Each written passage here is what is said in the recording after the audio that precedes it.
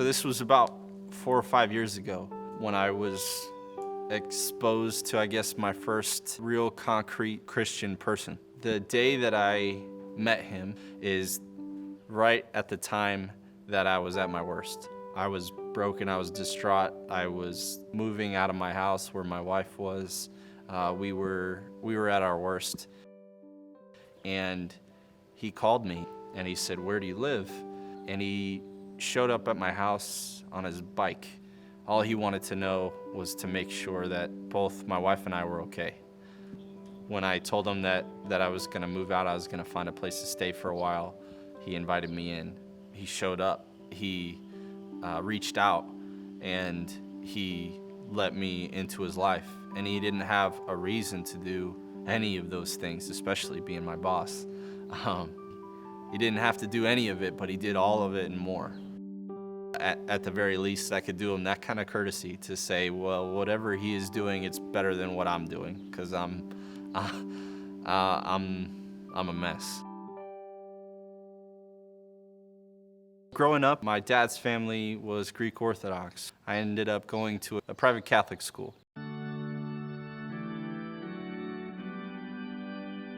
To me, it was sit, stand, kneel, pray. Sit, stand, kneel, pray. And to me, I felt no connection. I felt that it was just a routine that was strictly adhered to, that you couldn't question, that you couldn't talk about. It's just the way things were.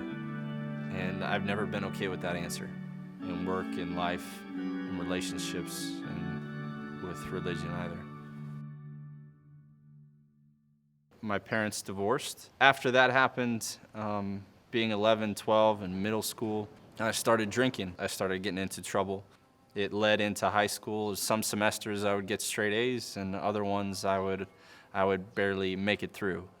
I barely graduated high school, and then I somehow made it into college. The pattern continued. By 19, by my freshman year in college, I was out and I woke up with a DUI. I woke up in a jail cell. I continued to struggle, and somehow, again, I made it through college. I made it into the Army. I made it onto active duty service. I think the biggest thing that I wanted to do was get out of the house. And the best way that I saw fit to be able to do that was to go into the military. If I get out of here, maybe things will be better. Maybe I can improve myself. Maybe I can grow. I continued to struggle. I really struggled with alcohol abuse. Early on in my wife and I's relationship, when we were still dating, it took its toll. We ended up getting married. There were still the highs and lows, and eventually things got really low. Things got to the point where we were married but not living together. I had lived with a friend for a period of time who took me in. He was actually my boss, and he was a friend, and he barely knew me over the last few months when things were really difficult. I told him a little bit about what was going on, and he took me in. I took a couple bags, I went to his house, and he mentored me. And over the course of time living with him, I found out that he was a Christian. And to me, I wasn't really sure what it meant. He exposed me to some concrete actions that a man who happened to be a Christian could take to be meaningful in somebody's life.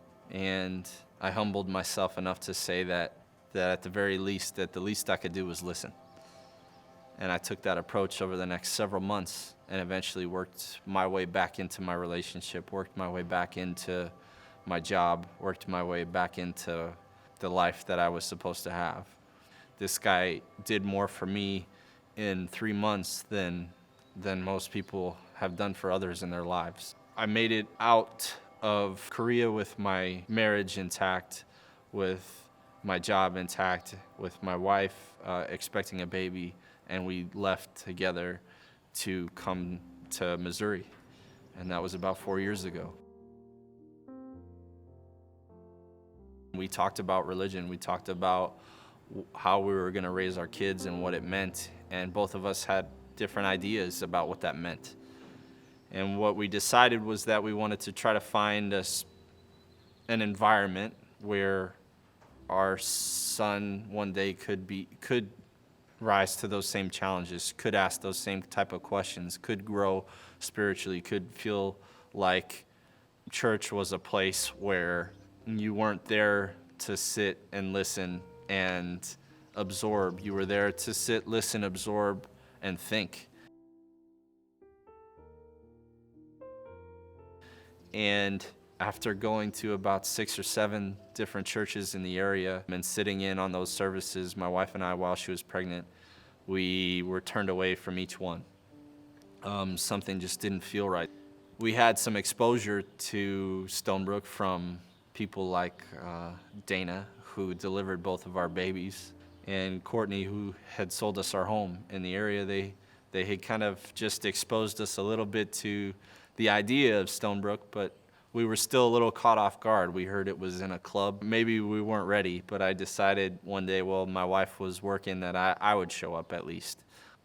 I did show up, and it was in a club at that time, and I said, you know what? This is all right. I told my wife about it, and eventually we went back. We took it one week by week. We'll just go next Sunday and and see how things go. And at the very least, I said, you know what? I enjoy being challenged on an intellectual level, on a moral level. I enjoy when it's okay to think, when there's an environment that's fostered that says it's okay to wonder, it's okay to challenge, it's okay to feel uncomfortable and ask and wonder. That's an environment for growth. As a young couple, my wife and I grew. I'm thankful. I'm thankful for Stonebrook. I'm thankful for the version of Christianity that I've been exposed to that says we may not be where we want to be right now, and we may not have our life together, our act together. We may not be perfect, but we're all here, and we're all trying to get where we want to go. We're all trying to grow. We're all trying to learn. It's just an environment that takes you where you are today, and it allows you to decide where to grow and how to grow and when to do that. I knew I wanted to contribute in some form or fashion. They talked about a need, and let's see if we can fill it. It gave Sunday, I say just Sunday, but it gave a sense of purpose and direction. Initially it was parking duty, and then it evolved to the child care situation. There's so many more that are doing so much more. Painting Stonebrook Center, dedicating their nights, their weekends, their Sundays, their mornings, their everything. They're dedicating all of it. And I said, if I can't dedicate an hour, then then I'm just all talk. Stonebrook's been great. The community that Stonebrook's provided has been warm and welcoming. And Jesus, for me, even though that word's been hard to say, Jesus for me has been a figure that's been a mentor.